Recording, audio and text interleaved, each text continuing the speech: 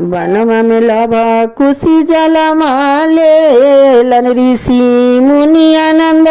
भेलन ऋषि मुनि आनंद भेलन हे ललन रे सीता के मनमा उदास त कोई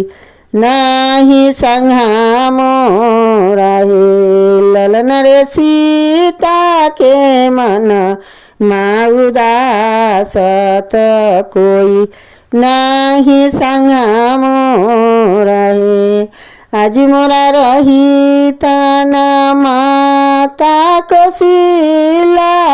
त सोहा रागवाई तन मोहा रा लुटाए तन हे ललन रे बनामा में बाघ सिंह गूंजे तजिया मोरे डेराए लहे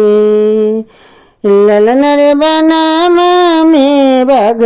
सिंह गूंजे तजिया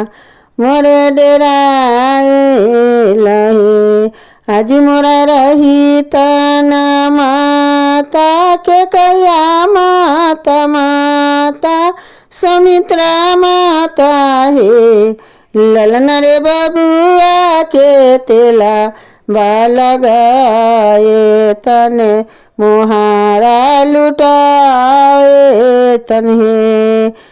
ललन रे बबुआ के सोहर गवाए तने छठिया पूजाए तन हे वनमा में लब कुशी जलमा लेलन ऋषि मुनि आनंद भेलन ऋषि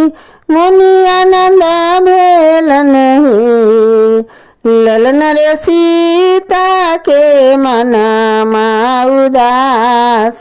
त कोई नाही संघा मोरा हे ललन रे सीता के मनमा उदास त कोई नाही संघा मोरा हे।